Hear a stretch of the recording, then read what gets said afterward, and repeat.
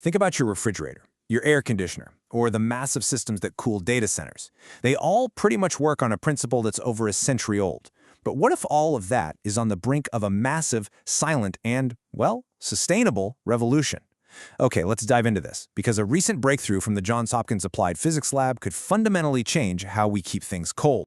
I mean, seriously, just imagine a world where you never hear the hum of a compressor kicking on again. A world where cooling systems are absolutely tiny, have zero moving parts to break down, and don't rely on refrigerants that can damage the environment. Now, this isn't science fiction. This is the promise of solid-state refrigeration, and it's a technology that just took a giant leap forward.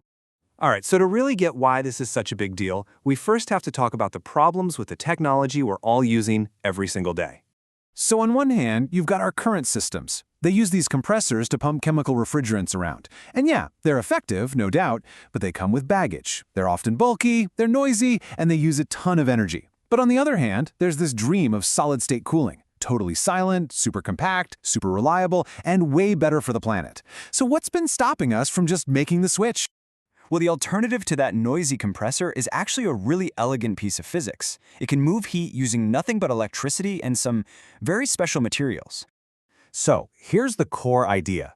It's called the Peltier effect. And in really simple terms, it just means when you run an electric current through a special sandwich of two different materials, one side of that sandwich gets cold and the other side gets hot. That's it. No pumps, no gases, no moving parts, just electrons doing all the work of moving heat. It's like a heat pump with nothing to break.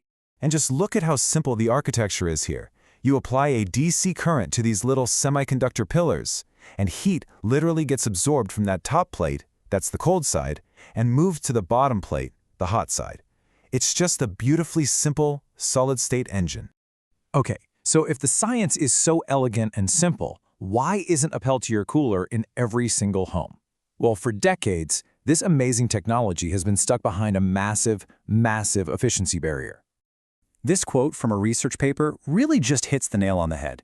For all of its advantages, thermoelectric cooling has just been way too inefficient.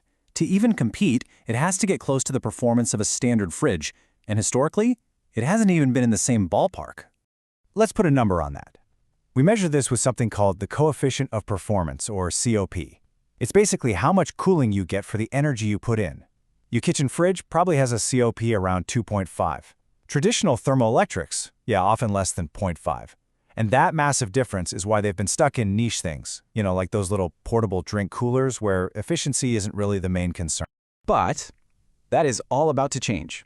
Researchers at the Johns Hopkins Applied Physics Lab have developed a brand new class of material that completely smashes through that old efficiency barrier. And we're not talking about a small, incremental improvement here. This is a fundamental leap forward, and it's all achieved by engineering materials at the nanoscale. The technology is called CHS. Now, the name is a mouthful. It stands for Controlled Hierarchically Engineered Superlattice Structures. But what it is a way for scientists to create these ultra-thin films by stacking atomic layers in a super precise way. This creates a material that's absolutely fantastic at moving heat with electricity, but terrible at letting that heat leak back. And right here, this is the aha moment. This chart shows the raw performance of the material itself. The CSS thin film material is nearly twice as efficient as the old-school bismuth telluride alloys that have been the standard for decades. This is the core breakthrough that changes the entire equation. So a better material is awesome, but how does that actually translate into a real-world cooling system? Let's take a look at how this stuff performs when you actually build something with it.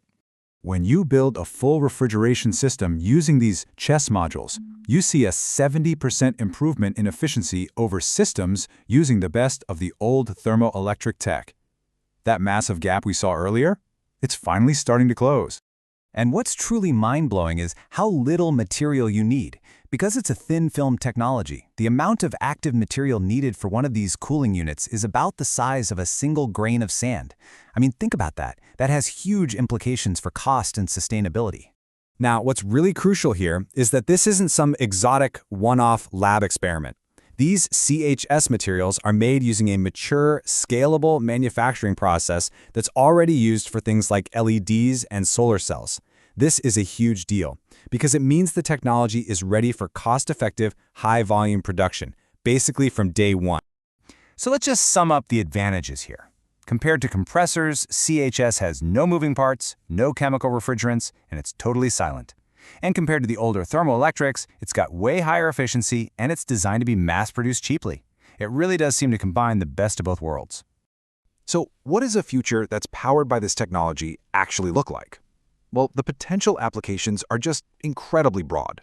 We're talking about everything from the next generation of silent, hyper-efficient refrigerators in our homes, all the way to large-scale HVAC systems for entire buildings. And its precision and tiny size make it perfect for cooling advanced electronics, developing new medical therapies, and even for use in spacecraft where reliability is absolutely everything.